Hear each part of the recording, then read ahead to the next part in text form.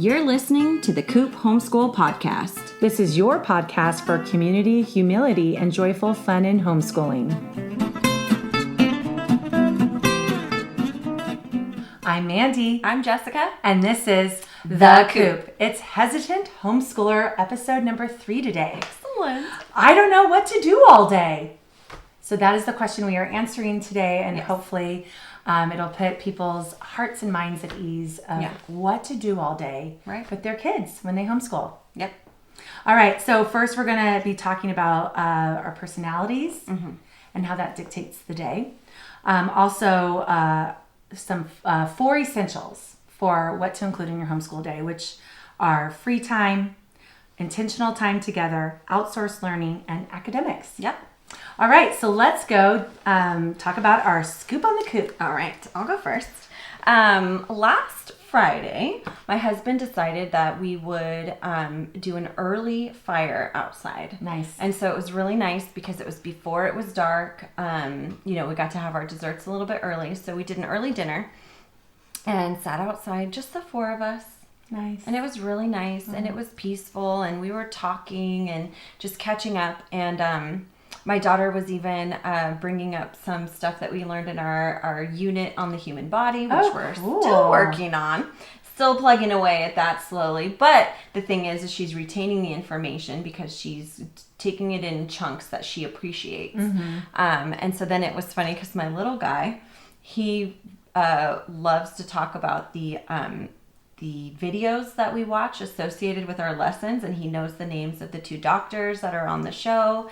And so he was telling my husband a story about what we were watching because they put blood in a blender to show the audience what happens to blood when it gets oxygen in it.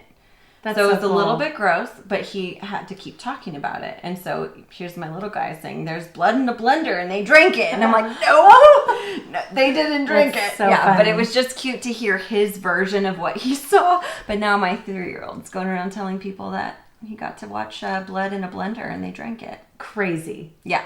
So it was a fun scoop, though. I mean, how cool is that they're still processing what they're learning at the end of the day? Exactly. Yeah, and it was fun to be able to share it with Dad, who, is in and out during the lessons, and so he's just not hearing the whole thing. And well, yeah, I mean, and that's one of the gifts of homeschooling is that you were part of that lesson. Yeah. He could overhear some of it, and then now you're all able to engage in it as a family. Yeah, exactly. I love it.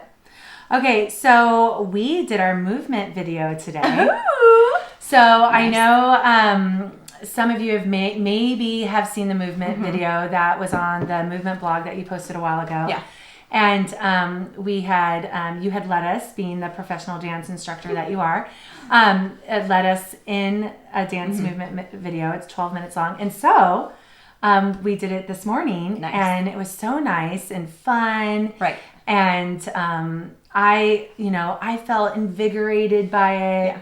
I felt like I started my day off right. That's awesome. Yeah. I'm glad. Yeah, thanks. Yeah. All right, so let's go to our fun topic of the day, which is I don't know what to do all day. Yeah. So I want to start off by talking about personality. Okay. And how personality dictates what you do. Whether it's, if you have a schedule, like set to a time, or a routine, like an order that you do things, or some kind of structure by like chunks and whatever. Sure. So, for schedule, for example, I might have a little bit of a schedule in that I might say at 8:30, okay, at 10 o'clock, we'll start school. You can do whatever you want, but let's do it at 10 because I have something at 4. And I want to give you plenty of free time later in the day as well. Or I might say, okay, let's break, and then at 2 o'clock, let's come back together and do whatever you want until then. So that gives them an expectation. It sets clear boundaries, and as long as I'm consistent about it, it creates like a safe environment. Exactly. Yeah. Yeah. So some people schedule though to the T, right? Oh, totally. Yeah. I don't. I'm a little more like you. I know what I have going on later in the day. So I don't have my schedule pre-planned because I don't want to force something to happen during the day when really what we need to get to later is what's critical, time critical. And so it's important for me and my own personality to have flexibility in those times of the day because I have a lot of rigidity in my outside the house schedule. Yeah. And so going now back to personality with that, so I like a schedule in that then I make sure I'm checking things off my list. Right. Okay. But then the other part of me is like, let's free flow. Right. So it's finding that balance, right? And I get panicked if I have to sign up for too many things in one day, especially now after COVID's been around almost a year.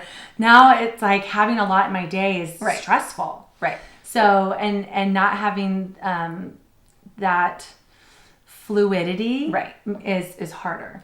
Definitely. Yeah. You used to be very FOMO. And then I just introduced you to JOMO, the joy of missing out. Yeah. And that's what you have now. You're okay to say no to things because you actually find joy now in having a more fluid at home, do it at your own pace schedule. But when you're always on the go and trying to plan too many exciting things, you're at the mercy of those things. And so everything else you're trying to get done has to be done on a rigid schedule. Right. Yeah. And what's funny is, so when I've talked already about our trip around the world and we finally finished that, by the way, but, and that was like one of the major things we did during the day.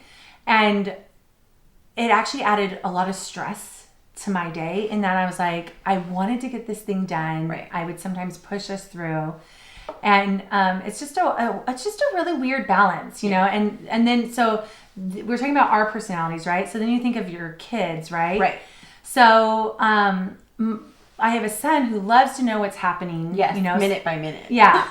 So sometimes the night before, I'll say, tomorrow we're doing a really full school day. Right. And then they know to gear up for that. Right. You know, because unfortunately they don't look forward to a really full school day. Right. They'd love for me to say, if you stay outside, no school. Which we just did that the other day too. And they still did a zillion amazing educational things. Absolutely. But it wasn't, led by me. Right.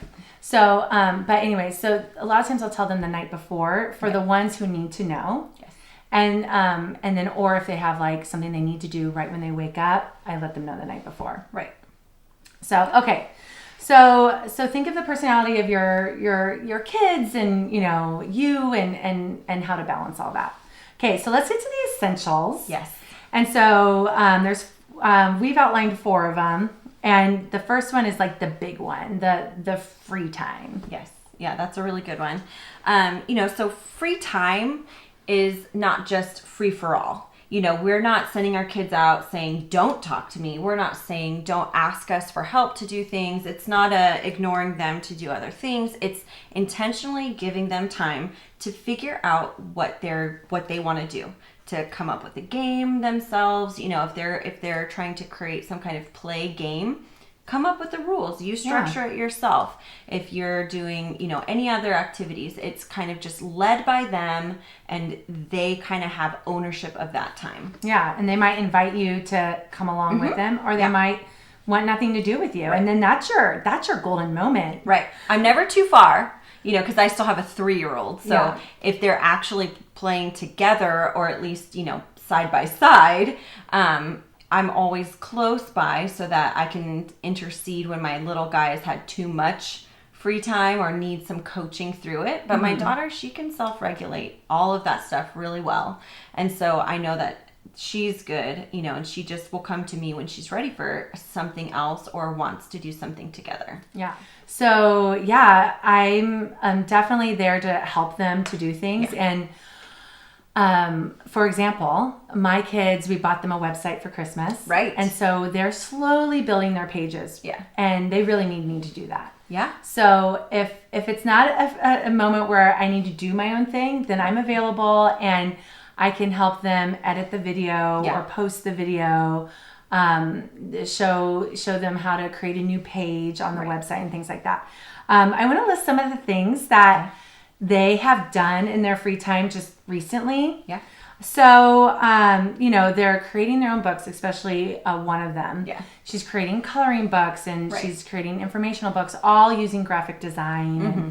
And now she's doing the research on National Geographic for kids and getting real information. Because I said, you can't post fake factual books on your website. Like, right. that's going to throw people. So, but she's learning that. And then, like the other day, Bitsbox is our subscription service, and they have apps that you create that are games, and she's now in the 6-month one. And so now they're actually really fun games to play. It's not like pushing the button and the cat and the lion roars. It's like I'm trying to, shoot down spaceships and things. Right. So it's with my finger, So it's pretty cool.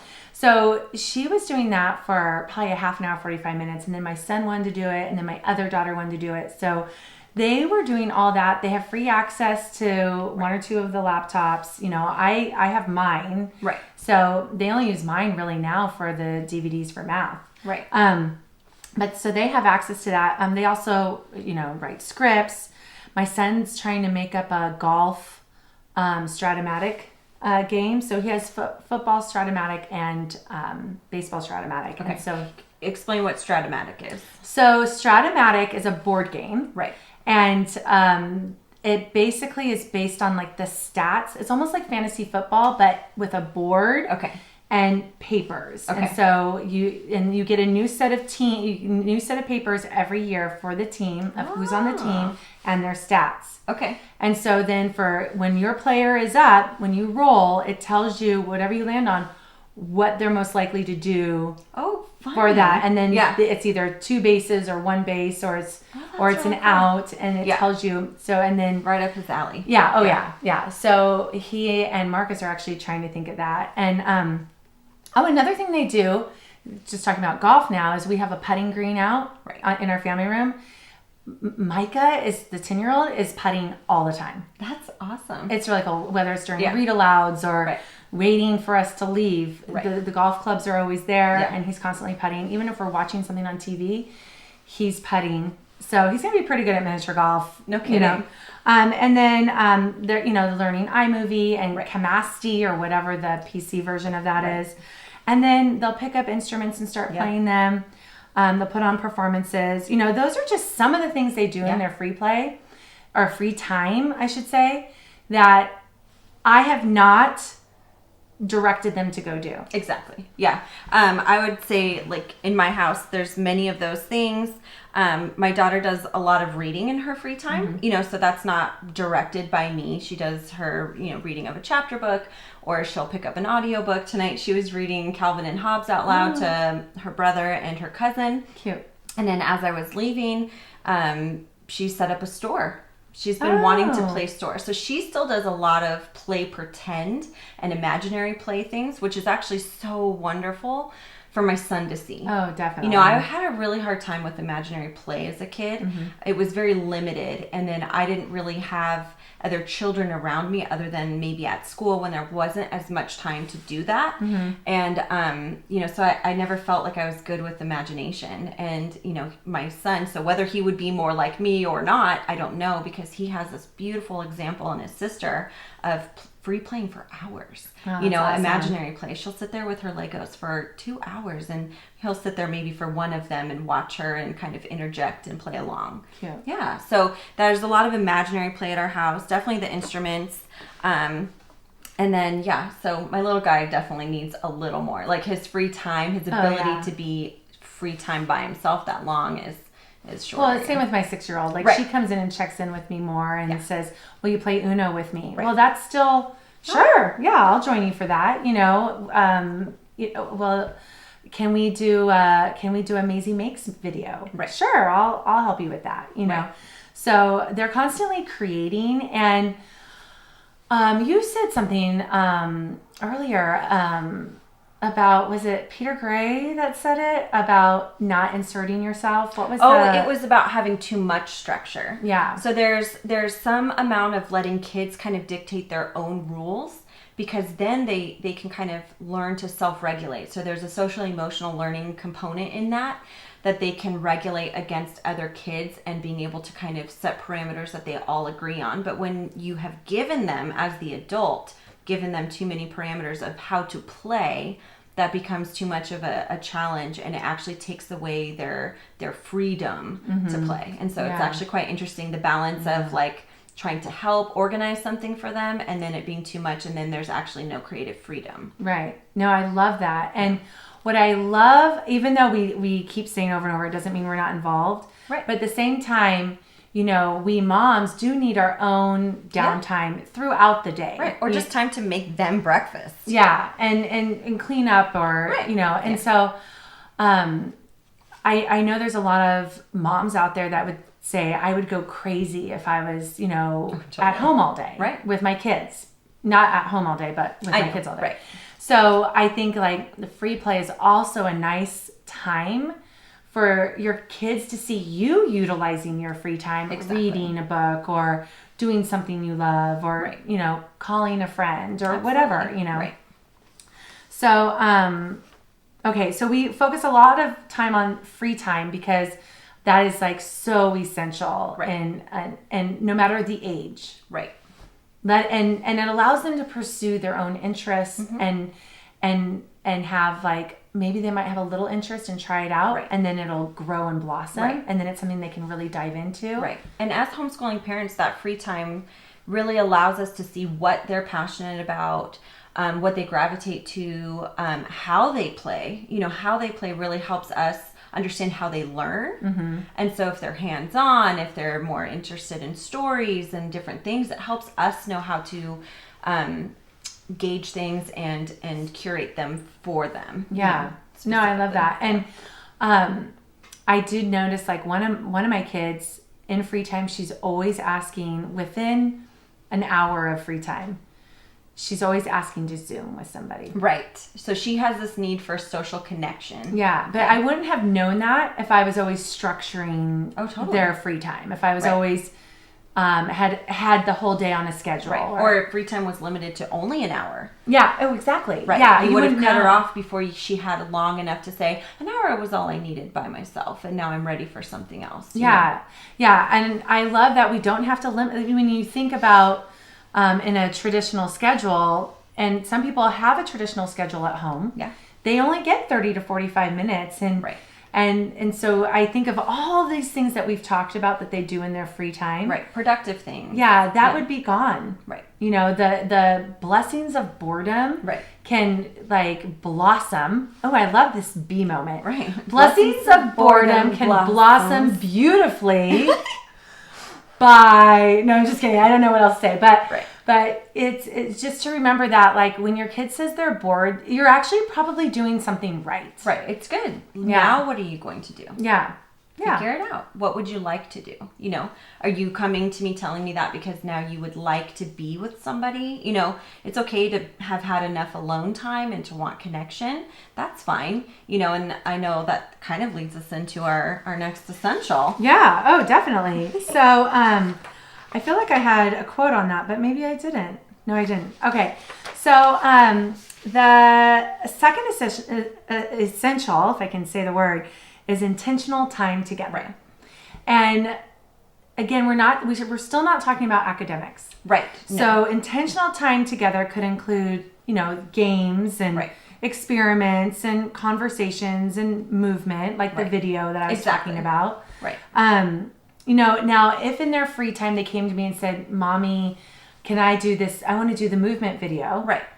Then that wouldn't be considered like intentional time together, but it is in that it's just a combination. It's an overlap. They overlap for sure. Because if your kids came to you and said, I want to play a game with you, now that is intentional time you're spending together because you're saying yes, or maybe you're saying no, but you're saying yes. And so that now involves you and you're intentionally playing this game. And so it's not necessarily planned time. There's a difference even between intentional and then planning. That's true. Did you schedule the game? Or what, did they come to you and ask you to play the game and now you're intentionally doing it together? Right. Just like conversations. You don't schedule your conversation. Right. It may still be spontaneous, spurred by you or by them, but you're intentionally engaging in that. So it's leaving room in your structure to have these spontaneous moments that are intentional. Yeah. And what I love to do when we play games is think of an element that they could learn. So if they can keep score, they're practicing math. Or, I say read aloud the Fairyopoly cards so I can still hear them reading aloud because one of my kids, she reads all the time, right. but I don't actually hear her read aloud a lot. Right. So that would be just another gauge for me again to say, wait, how is she reading aloud? She hasn't been practicing that. Right. And then I can hear that just through Variopoly, exactly. you know. Okay, and then there's, and now I'm going to talk about a read aloud as an intentional time together. Exactly. And I want to give a little anecdote for that. So my husband reads aloud a lot to the kids, Yes. and I talk about it all the time. It's like, I'm sure so tired of hearing No, it's really sweet. Yeah. You make sure that they have that. He loves it. They love it. Mm-hmm. It's a really sweet, protected, intentional moment that you guys have for your family. Yes, and he does a lot of parenting through it, and organically and naturally, and it's the assigned reading basically. Right. So, but I do read alouds as well, because until my 6-year-old can read these books, I'm gonna have to read it aloud anyways. So they might as well just be part of it, right? You know, and sometimes I'll have them take it on, but again, when I'm reading aloud, then they're still getting to fidget and play and putt and absolutely and cuddle the kitties if we're in here or whatever. So I really do like that aspect still as well. So anyway, so we were reading aloud the other day, and it was actually a James Herriot story, which is so funny because the topic is in no way related. Right. But we were reading a James Herriot story. And a kid asked a question, and then we tangented it from there. And by the end of it, we're discussing things to look for in a future spouse, things to look for in friendship. Right. You know, that both of those are choices you make, especially as you get older. Right now, you don't have as many choices in who your friends are, because your mom and dad's, you know, make we that set it up. Yeah. And so, but you know, later on, those are choices you make, and who's, you know, feeding your brain and your hearts, and so, and we got into this like 15-20 minute discussion about it, and what I looked for in their father, and you know, and what I still look for in friends, and when I need to dump a friend, you know, like because there's a toxic dysfunction, you know, all of that we were talking about just because of reading, somehow got to there because I was reading aloud to them. So that's an intentional time together. The conversation happened because we had an intentional time together, and that conversation could happen while you're playing a game. Like it doesn't have to be in a read aloud, right? It can be in the car when you're listening to a story or listening to a song or watching a music video or whatever, right? I mean, you were talking about a Whitney Houston video and some conversation you guys had about that. Yeah, well, now I have to actually talk about that. Last night, my daughter decides to sing Walk Like an Egyptian, but it was like not the right melody, and it was like, oh, okay, hold on. Let's show you Walk Like an Egyptian. So we knew the video was okay for her to watch, and it was really funny. And then we just segued to showing her other old music videos that were fun. And so Whitney Houston, I Want to Dance with Somebody came on. And it was hilarious because my husband loves Whitney. Yeah. But it's just so, like, her story is so tragic, and it kills him. And so he says, like, curse you, Bobby Brown, or something like that. And so my daughter was like, what? And so I used it as a moment to just say, she married someone who wasn't good for her and encouraged her to make poor decisions. You know, and left it at that. Didn't share any more than I needed to. But it was just a moment to, just like your future spouse idea, just talking about, like, sometimes you make a bad choice. You fall in love with somebody who's just not good for you, you know, and so hopefully we're planting those seeds of, like, even that is something they will eventually need to discern for themselves, and, you know, implanting that idea, you know, life is not just fairy tales, you know, you do have to put some work into finding a spouse. And this is when they're still listening, and they're still fascinated by these conversations, where by the time they're maybe 14, 15, 16, hopefully they will be still listening, but they might not. Right. And so I'm like just still trying to catch them. Who don't know. I know. And those we were never in love with our husbands at first sight. By the way, has Jake ever karaoke'd Whitney Houston? I mean, all the time at home. I know. No. Okay. I don't think so. Okay. Well, we got to make never that asked happen. him, so we've got to make that happen. Yeah. I will put the answer on the website. Yeah. Okay. So anyway, so anything else on intentional time together?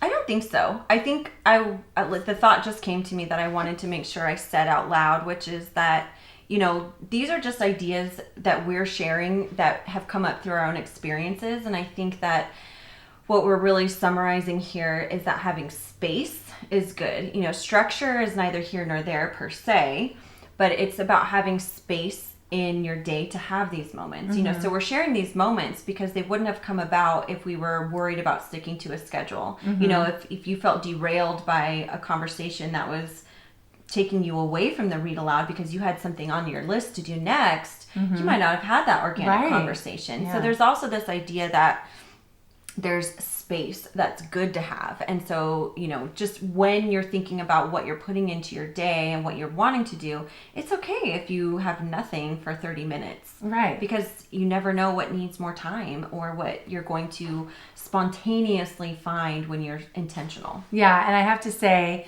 my heart did break a little bit when I saw a friend of mine post something on Facebook of her homeschool schedule. And it was literally down to the 15, 20 minute marks. And when you have a lot of kids and you have a lot of stuff you want to cover, I get it. I totally get it. And if that's what she needs and her kids need, great. That's awesome.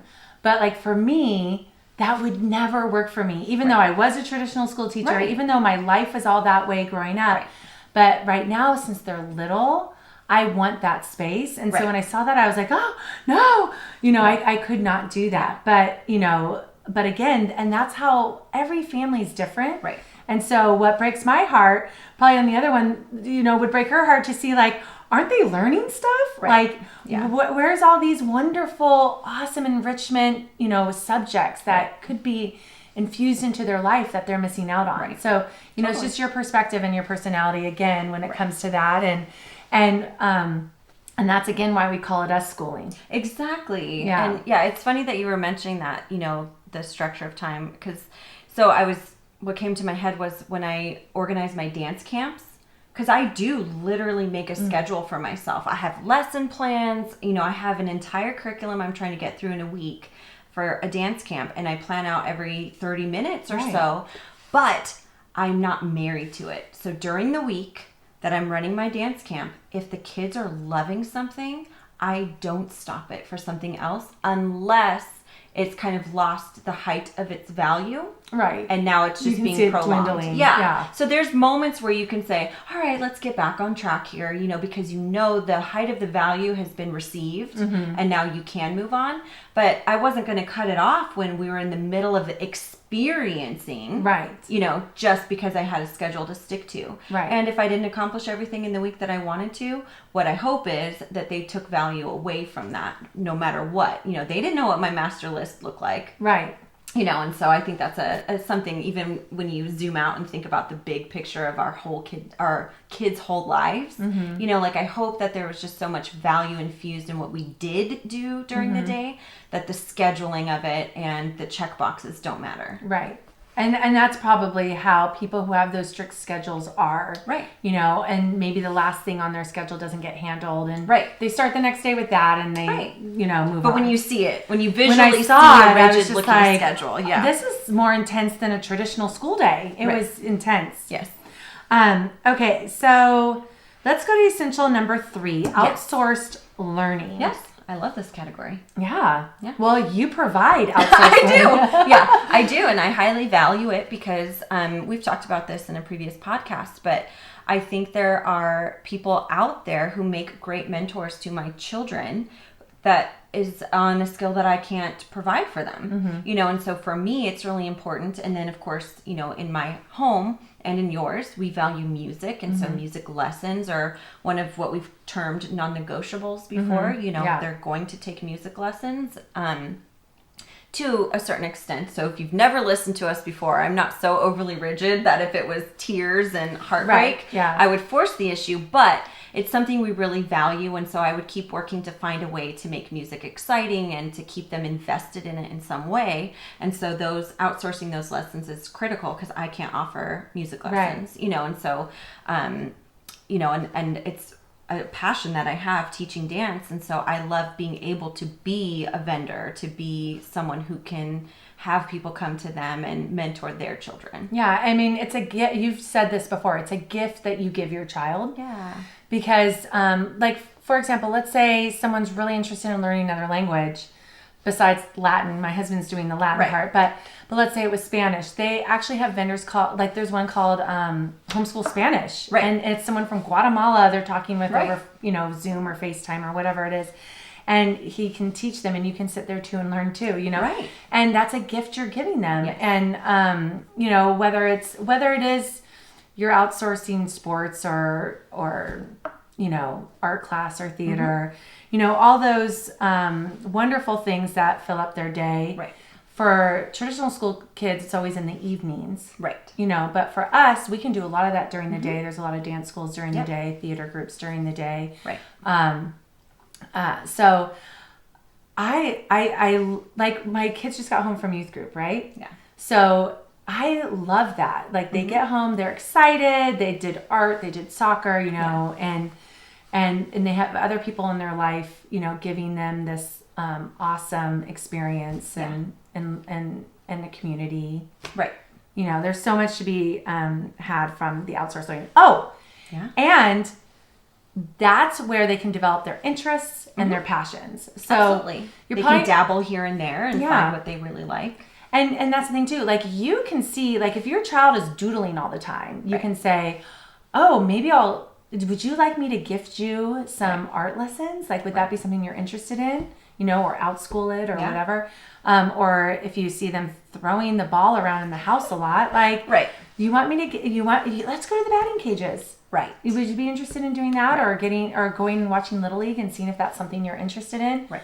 So, just paying attention. Exactly. And so while we choose to have our kids home and we do home education, that doesn't mean that we do everything ourselves. Right. It means that we are looking for opportunities for learning everywhere, and sometimes we outsource it. Yeah. Well, I mean, even Legoland, I've talked about this before. I had a STEAM class, Yeah. How cool is that? Yeah, I know we're in the San Diego region, and so here we have charter schools, and then there's vendors who work with the charter schools to help run these day-long programs. That's like an elective day. I know. So you can go from robotics to like theater to all these like amazing classes for K through 12. I know. It's really neat. Yeah. And it's because that's all they do.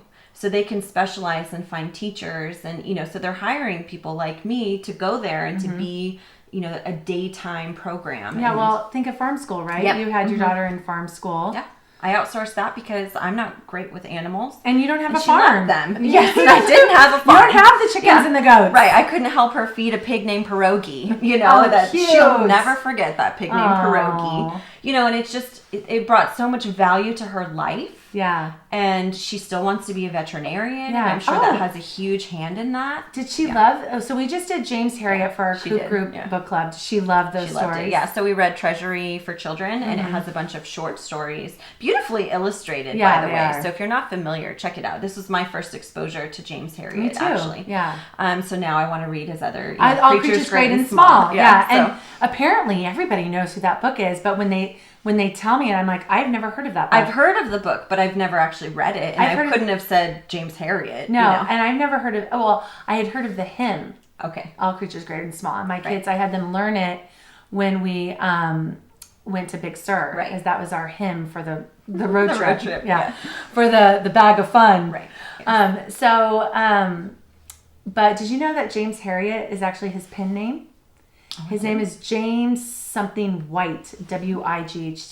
Interesting. And so since I believed all the stories to be perfectly true, I cried, and when touched.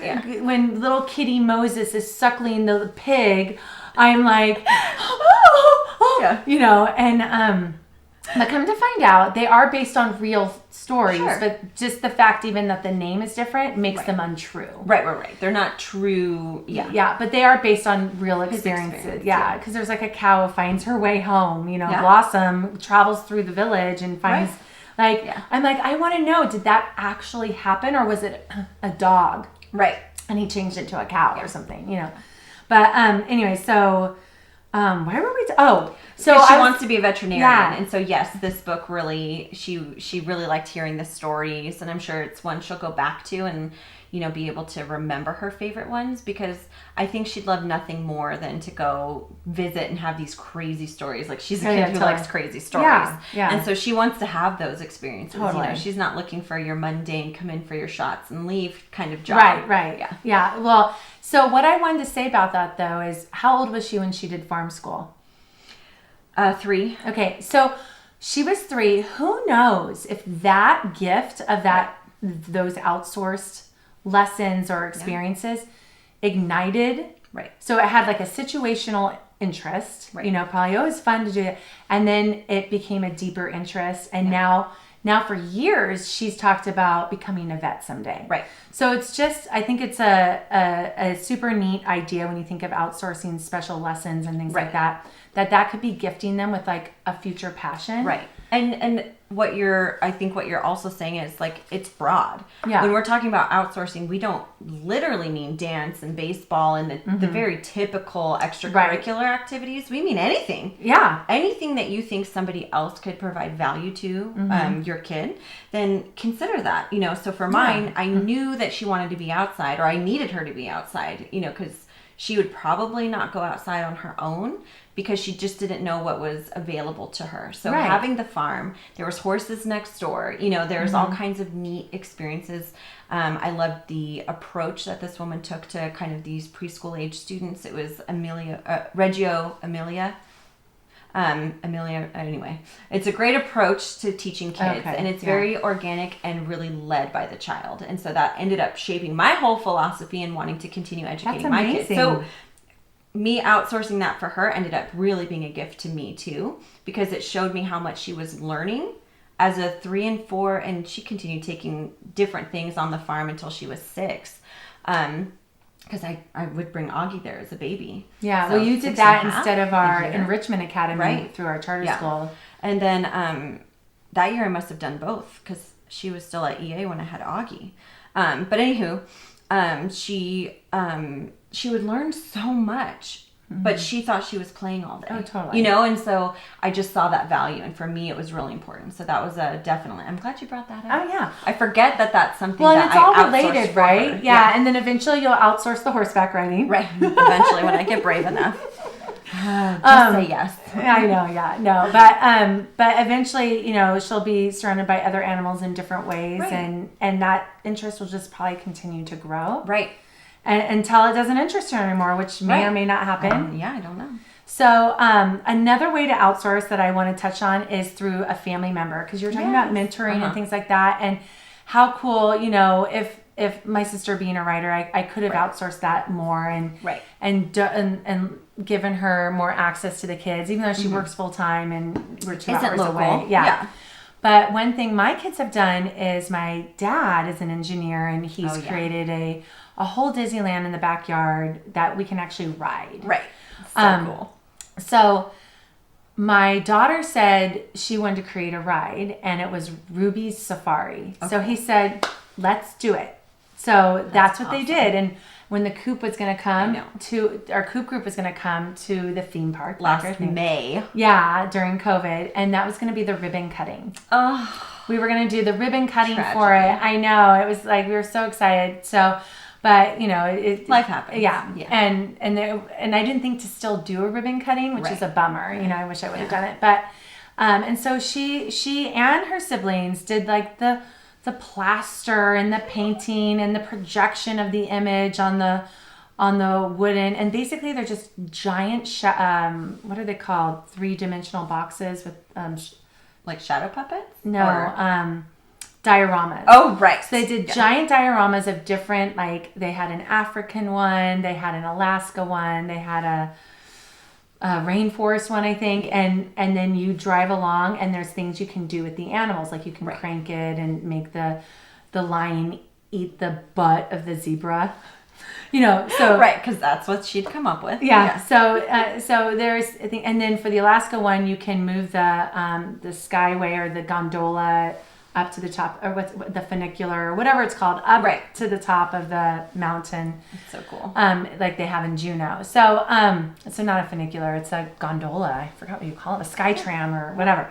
So, but she got to do that with my dad, and And so did my other kids. And they would go hunting for these little animal figurines like at Target and Walmart. And it was a whole year-long process of doing this every time we went up there because they're 2 hours away. Right. So thinking of that too, how can you outsource like a skill that one of your parents has or the grandparents or an aunt or uncle or a favorite friend? Right. And say, hey, like, would you be interested in doing something like this? And if your kid says, yeah, that'd be awesome, then hook them up. So, okay. And then that bond is always there. That specialist. Okay, let's go to number 4, academics. Okay, we're finally at academics. Last but not least. Yeah, and here's what's interesting is people who don't homeschool don't realize that, like you said in the beginning, our day isn't about academics. It's in it, and it's an important aspect, and it's foundational to so many things. But that's not what the day is about. No. And that's why we put that last. You know, it's the free time, intentional time together, outsourced learning, and academics. Right. And that's another element. And so when we talk about academics, when you're homeschooling, what's super cool is that it's a different lens. And we've talked about the lens before. But I grew up, and you grew up, both doing really well in traditional school. We thrived in it. We got the A's. Right. So I learned things, though, in my mindset because I wanted that A. Yes. I'm an achiever. Right. I'm actually an overachiever, if I dare brag. But I wanted to overachieve. I wanted to be the first one done with my homework before the end of the school day so I could run and put it in the tray. Right. You know, so I had that competitive thing. I never thought of learning any of this stuff for joy and fulfillment in my life. And for the sake of knowledge. Yeah. And so when you're homeschooling, if you're with a charter, you might have to do some state testing or whatever. And you might do a little bit of testing when they're younger because you want to know how they're doing. It's a way of measuring. But you can always do that orally or just in conversation. But for the most part, like, you are not testing your child. You are just giving them tools and heart and passion to basically read in order to enjoy literature. Like, take it in, soak it in. Right. You know, you want to learn math to what? To be good with money, to make wise decisions, to be able to provide for your family. To problem solve. Yes. Develop the brain Logic, in that way. Be able to road trip and go another route if you need to. Quick calculations, basic math skills, not from memorization, but from application. Why is it important to know that? Yeah, when I was teaching the summer school for incoming freshmen, I was also doing my counseling hours. And so in order to get in my counseling hours, because your teaching hours don't count, in order to get my counseling hours, I had to counsel them about career. That was one of if you want to call it an I can statement, right? Right. So, so what I always did during the summer school day is I'd carve out 10 minutes and talk about either a career that learning math will take them to, or a life skill. Right. So, we talk about the grocery store and you have a budget or you have a road trip. And it was really fun because I felt like math was finally becoming meaningful to them and not just some worksheet they had to finish and get an A or B on, to move forward. Yeah. So, in history, you want to learn history so you can vote well and make wise decisions. And so I have to reframe my thoughts about that all the time because since like I said, I'm an achiever. Right. And so to learn it for learning's sake, for enjoyment in life, I have to keep reminding myself so I can communicate to my kids that the message I want to communicate. Exactly. And we've been doing that through our unit study on the human body, because Sophia even asked me, did you know that, Mom? For something that we learned together. And I said, no idea. I didn't know how many feet of veins there are in my fingertip. Oh, that's crazy. Could you say it now? Nope. Don't remember. But we even looked it up because that was the random fact that she wanted to tell my husband. So cool. And so we had to go look it up and remember. But the impact of it you have. The weight of it, that it was shocking. Is big. And so now that's an easy thing to go find.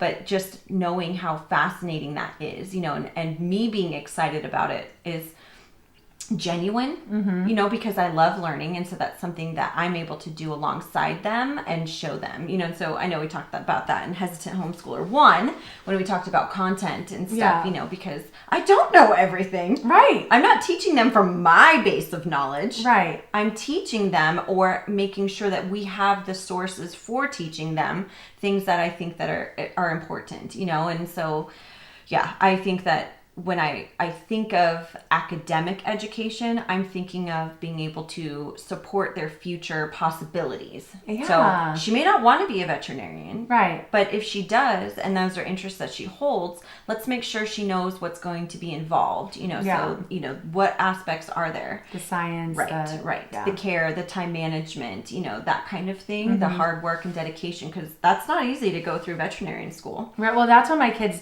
didn't really like horseback riding because half of the lesson was brushing the horse, saddling the horse, you know, walking the horse somewhere, buckling the horse in, you know, getting the blanket on the horse. And so that's what I think after observing her at farm school, I think that's actually part of the job she does like. See, and that's how you know she's like on a good path for finding like what she would want to pursue long term. So my goal in academics isn't to have her able to ace a veterinarian exam by high school.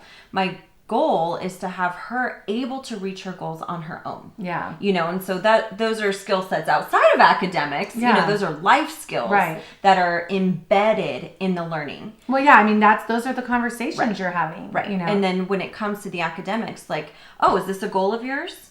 You want to know this thing? Then here's what you have to do to get it. You know, and so being able to use use academics to show her how she can reach her goals, you know, and so making learning pertinent for me is really essential, right? You know, so going through subjects that she can see the value in, and not everything, it's not perfect, right? Sometimes we're going through math skills that she doesn't see the practical application for in the moment. I have to tell you, so my son was doing the area of a triangle.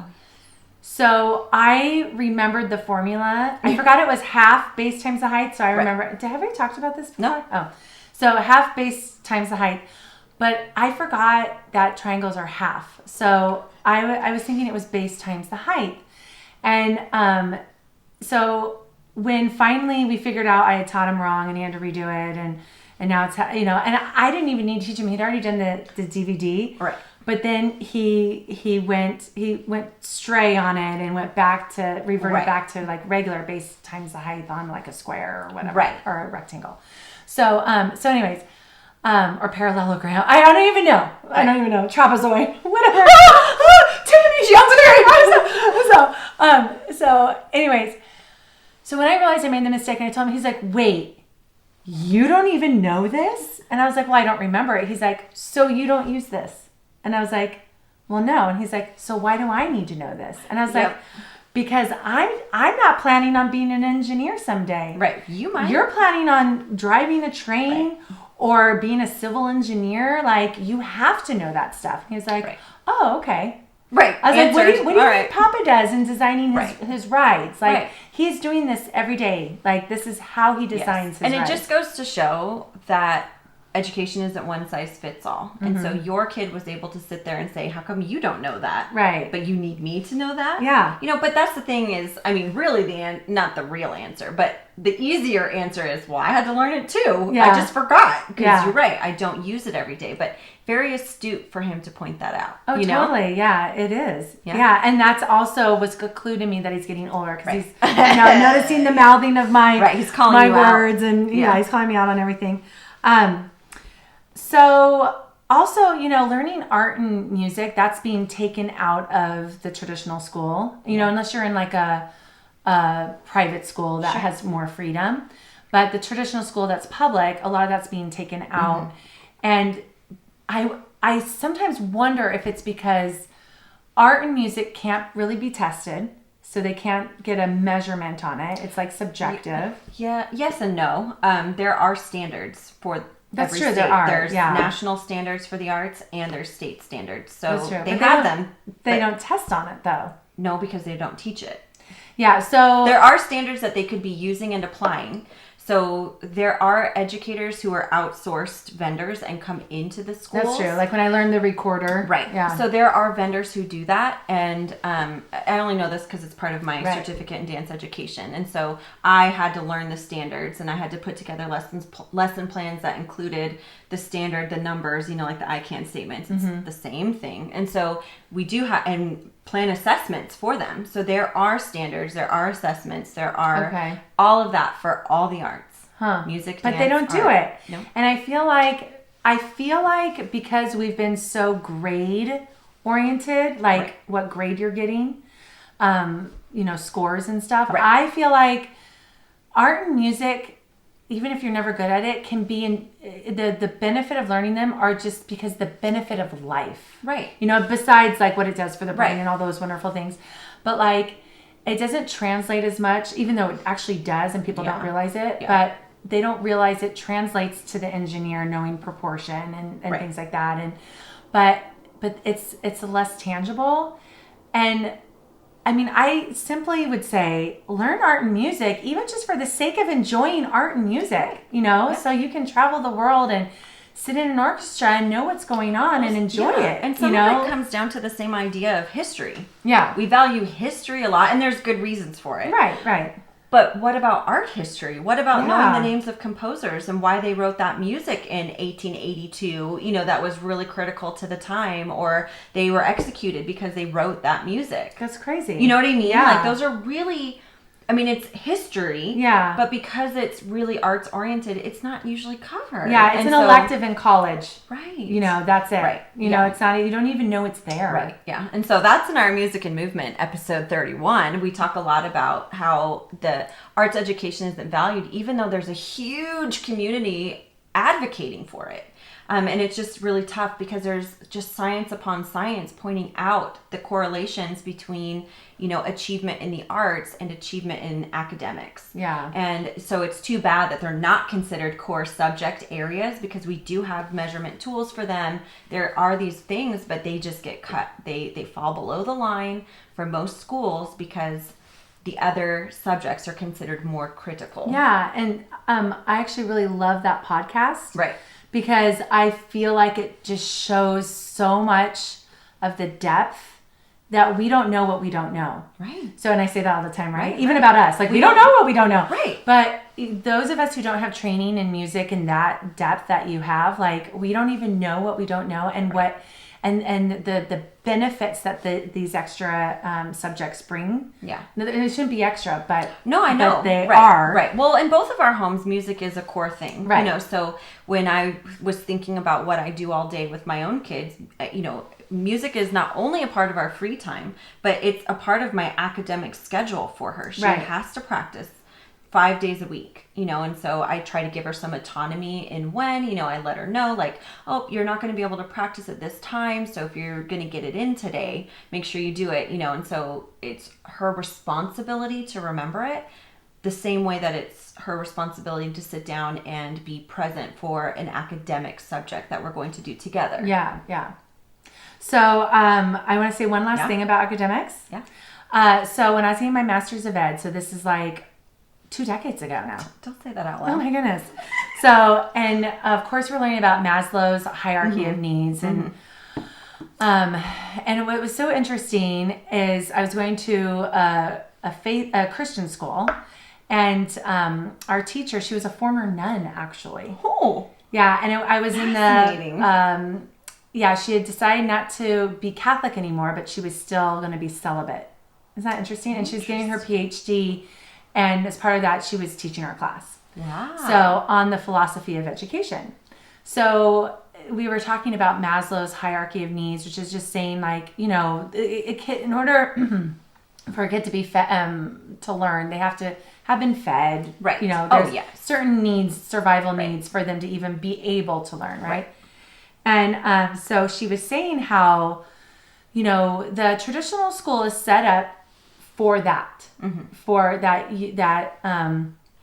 Maslow's hierarchy of needs. She's like, but I want you, as people who are educators who also have a faith, right, to throw that out, even though it's right, there. You know it's there. Yeah. And say, what do these children really need in life? Right. And she says, to know the love of God. Yeah. And that is your lens, and that is your perspective, and you view whatever subject you teach with that lens. Yeah. And I still get the chills now. Like, Right. like you teach them to read so they can read God's word. Right. You teach them science so they can understand how the world was made and all the magic Right. that's in the world. Right. You know, and see God's beauty all around. Like that's the lens you're working from as an educator, whether or not you're in a secular school or a faith-based school, it doesn't matter. That is your lens. Right. And you see people with that lens, whether they have a faith or not. Like God made these people, you know, these children. So, and so that's how, you know, we were talking about that with academics, you know, like to find beauty in the world. Right. And that's where academics, so that's why the deschooling is so important, right?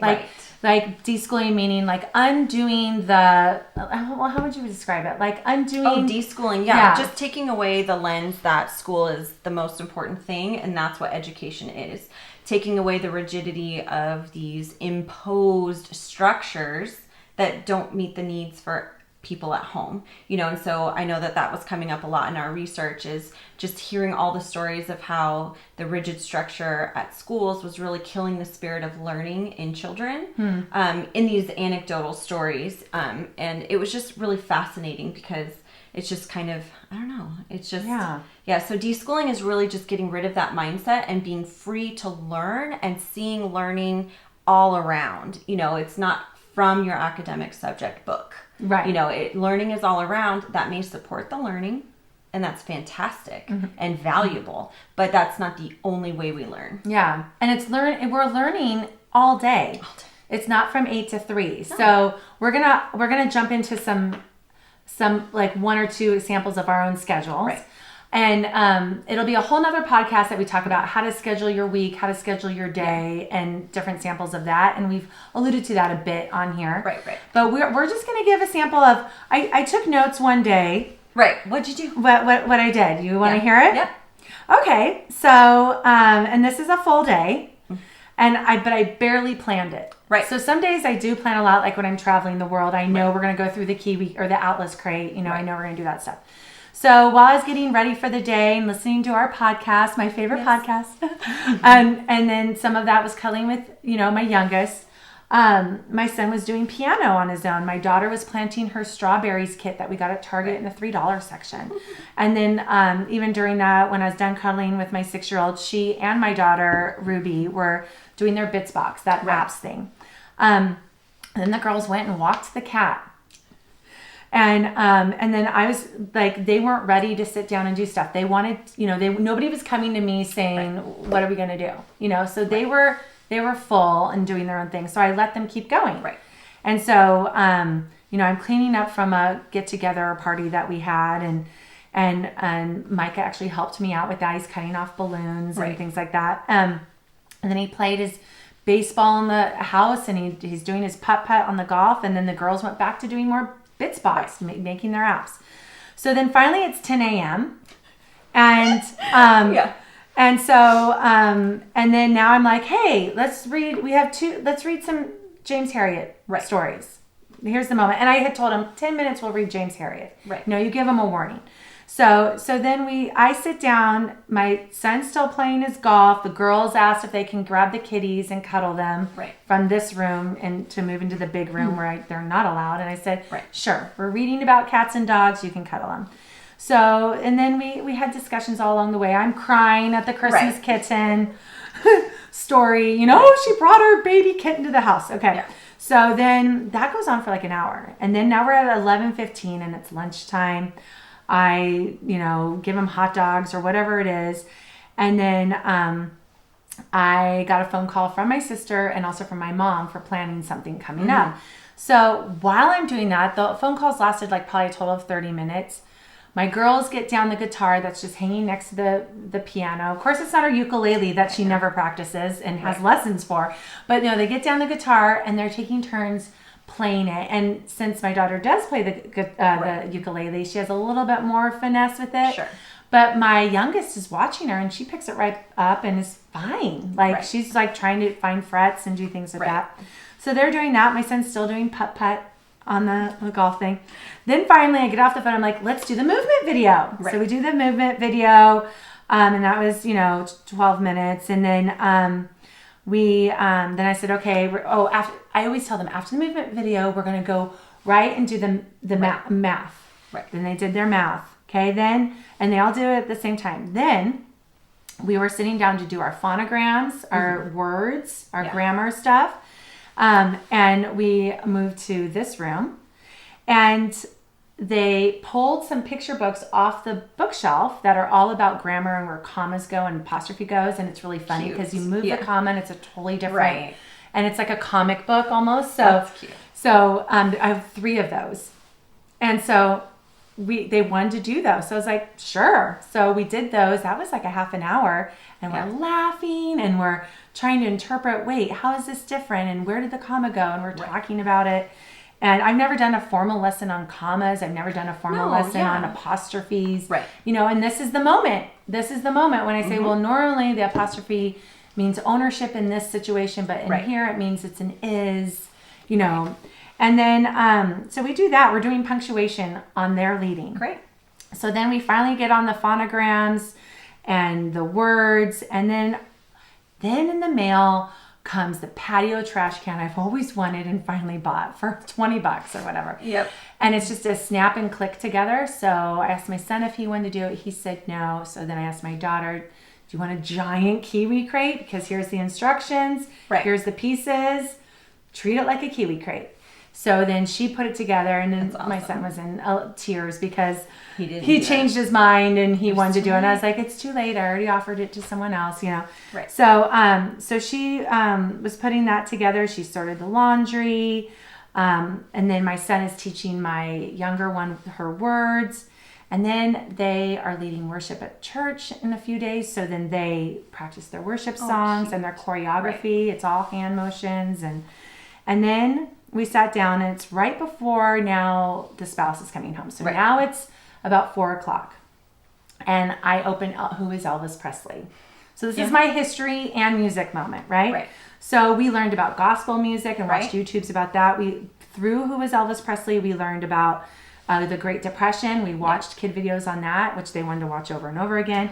And there was one kid video about that talked about the economy and what that means, and the stock market and what that means. And I was like sitting there, even though I have an MBA, I still don't understand the stock market. So I'm sitting there being like, I need to watch stock market for kids to actually learn it. And I focus more on management and stuff like that, but still. And then I had planned to do one more James Harriet story, but Marcus came home.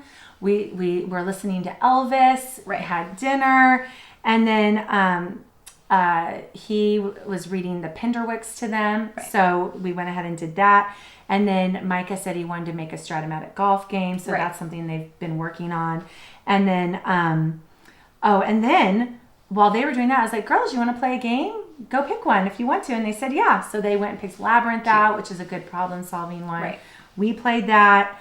And then there we have a vintage Pac-Man arcade stand-up desktop thing. So my son goes over and plays that for a while.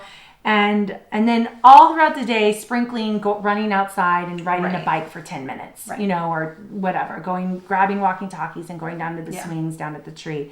And then it was bedtime and they go to bed, so there's a whole bunch sprinkled in there, of all different things. But I literally had only planned James Harriet, movement, math, phonograms, and words. Oh, and the worship songs choreography. Oh, and Elvis Presley. So I did plan a lot for the day, but I had a whole day, and there was plenty of free time, hours and hours of free time. That's awesome. And them getting to make choices about their day. So. Okay, mine's not quite as detailed because I didn't take notes on exactly what their free time was. I know, that was a lot. But I know I can fill in some of it. Okay. So this was a day that I didn't have to work, nor did we have anywhere else to go. Yeah. So this was a full day at home. So my little guy usually wakes up on the 7 a.m. side, and my daughter gets up around 8. So I'm up with the little one, and he likes to get right down to business. And so, he wants to eat, and it's been cuddles lately. So then we eat, and then we snuggle. And then he wants to play a game. And so he's asking, like, he likes to pick out the little baby board games, you know, and he doesn't play them.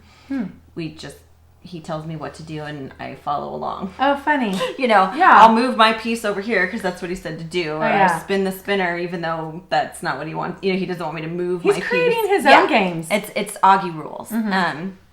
And so once my daughter's up, she's a little more leisurely. Sometimes she's ready to eat when she gets up. Other times she almost always goes straight to a book on the floor that she's left out from the night before.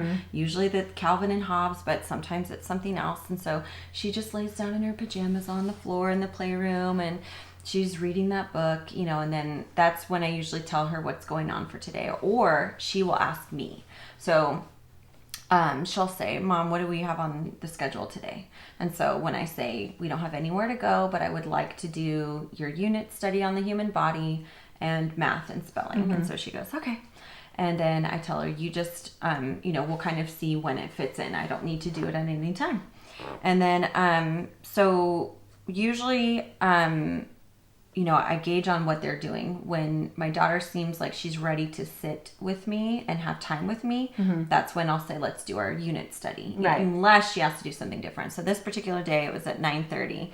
So we sat down. The unit study took about 45 minutes because we watch videos. And then I usually watch an extra one because my little guy really likes those two guys on Operation Ouch, That's Chris so and cool. Zond. I've got to watch that. It's really funny. So he really likes those guys. Yeah, Chris and Zond, Operation Ouch. Okay. He loves just that part. He does not like me having to read the lesson to her. He doesn't care about the rest of it unless it involves watching a Chris and Zond video. So That's now so funny. I've become programmed because I want him included and he wants to be with us.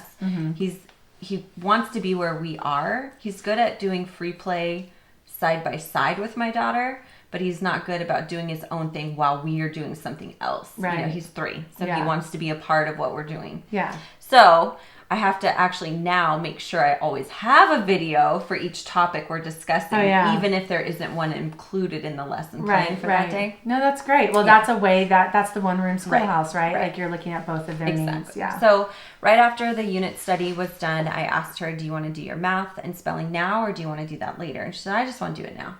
So within 15 minutes, she was done with her math and her spelling, and that was easy peasy. She didn't need any help this particular lesson, and so I just sat nearby in case she needed me, and she was done. Yeah. And then I let her do her own thing again, and at that point, she asked to be on the computer and to write her book. So she just uses Google Docs, and she's in there typing away, and she's organizing her books, and sometimes she'll tell me something about it, and usually she's just doing it herself. And then at 11:30 her dad came out from his meeting to let her know that he was off, and so she was wanting to play the piano. Now was a good time. And so she jumped on there and did her piano practice, which now with all the songs and the technique work she's assigned, it's about 30 minutes. Yeah. And great. so she's at the piano happily for 30 minutes, checking off all of her practices, playing her favorite songs. It's hard sometimes to protect that time and keep my little guy off of his instruments. Oh yeah, with his drumming. He wants to do what she's doing. So cute. we just help, you know, and I help him manage that. And, you know, sometimes it's having them take turns. Sometimes he just has to wait. And so I try to engage him in something else, but he wants to be where she is. So that's a challenge.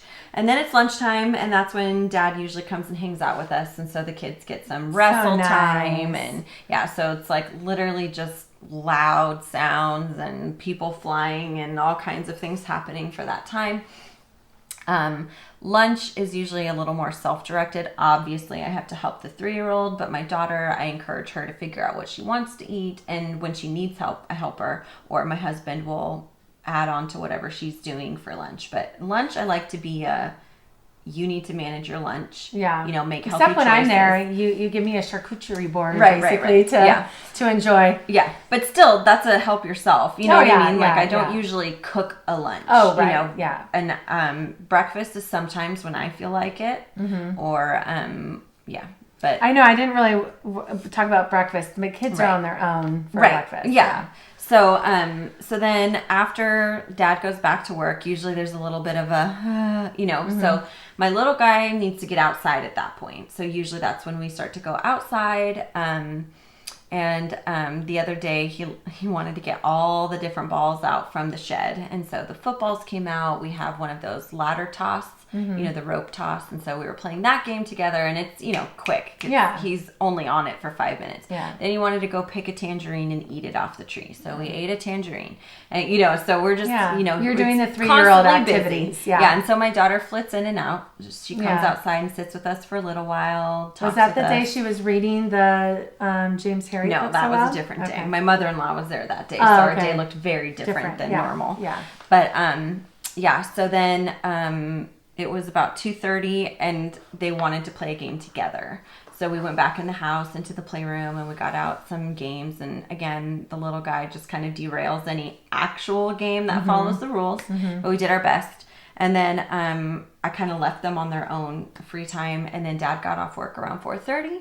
And then that's when I put in my earbud. I'm listening to my audiobook, and then I'm figuring out dinner. So then I cook dinner. They're free playing, wrestling, doing whatever they want. And then this particular day, we didn't end up doing any screens. We did other things. But some days I don't mind in the afternoons or late evenings, or... Especially if there's a great documentary that enhances... Right. Well, and you did the videos for the lesson. The Operation Ouch. Yeah, that's true. It wasn't... We do it from the laptops, so it feels less like we're sitting in front of the TV, and there's less temptation to just keep something going. Oh, yeah, totally. But oftentimes I'll get my son to bed, and then my daughter and my husband, while I'm with him, they will turn on... They were watching... like reality type shows. That's not quite right. No, they watched Alone together, and then they were just watching Blown Away. Oh, it's a glass blowing competition. Oh, cool. And so it's really cool. Down. Yeah, they enjoyed watching the glass blowing, and so now they're trying to figure out which show they want to watch together next. How fun. Yeah, so that's really sweet. And then, she's usually in bed between 8:30 and 9. Yeah.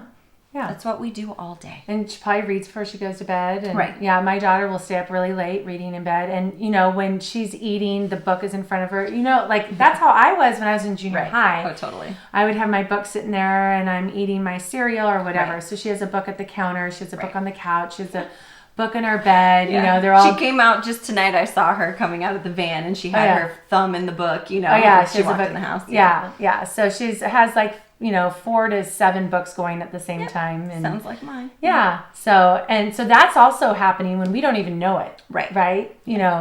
That's always going on. And then I don't even know when my kids are outside half the time, like I'm in the shower and all of a sudden they've come in with their walkie-talkies, It's fun, the other things that they do that we didn't write down here, because we're not. Right. This was just one day. Yeah. And so each of our days is just a variation of that. When we have somewhere to go, we decide what's most important to us on that day, in a smaller chunk of time. Is it letting them continue that free time, or do we really need to get that thing done for whatever reason we have, Or if I have something I need to get done because I'm hosting people or whatever, then I'm like, as long as you don't need me, you can have unlimited free time. But if you need me, then I'll sit down with you and we can do math, or we can do, words or something, So then they're pretty content to be on their own. Right. So they figure it out. Yeah. So, all right. So that was a doozy. Yeah. But now that's an idea of what we do all day. Yeah. And again, there'll be another podcast out there sometime to figure out how to schedule and rotate days or whatever. Right, different systems you can set up if you or you have a child that needs more structure, what you can do. And, this was only an example of our 2 styles of homeschooling. Yeah, this doesn't include, the types of families who really put in more time and more academic subjects and want to touch them every day. Yeah, that's not what we do. We didn't... Yeah. What did I not touch? I didn't touch science, and I just have 2 main things I always want to make sure I'm doing, which I've only realized recently, is math and words. Yeah. Like, like move forward in your ability to write and move forward in your ability to do math and problem solve, and then everything else is come and go, Yeah. All right, so joys, what do you have? Let's see. Oh, today was such a joyful day for me, actually, because our Coop group, we picked up our book club again, and we're finally meeting again.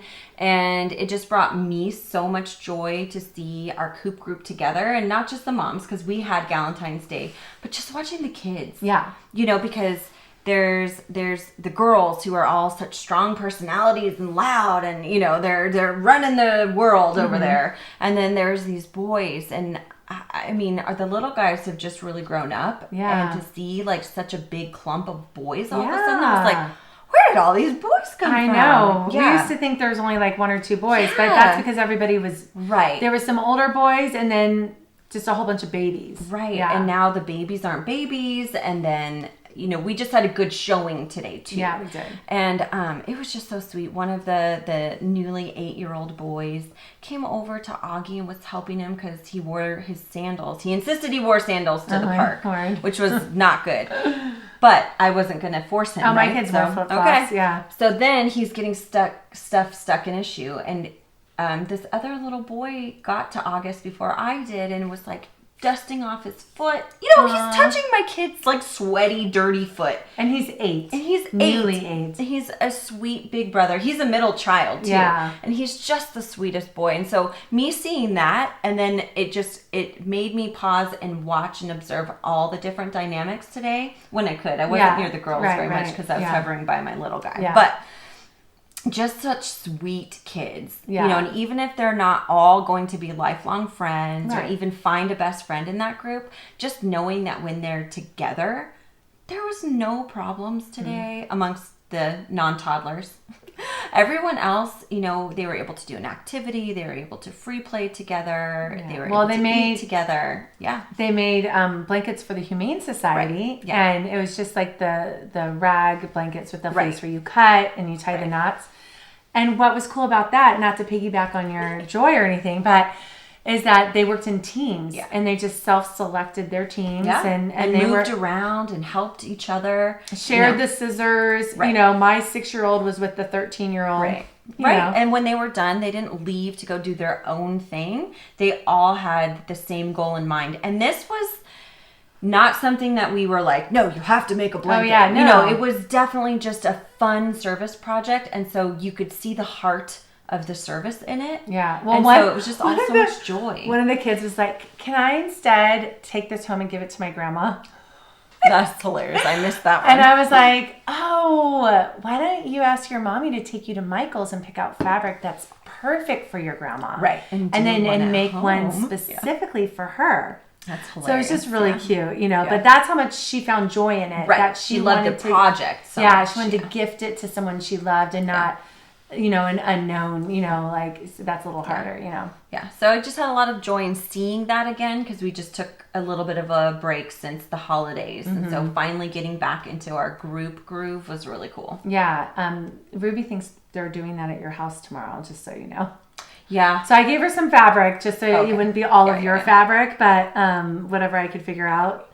Okay, so what was my joy? I didn't write this one down because so when we were reading James Harriet, one of the cats dies. Right. So then that launched us also into a discussion, and I've been crying, so that's very discombobulating for my kids, not real knowing what's happening. Right.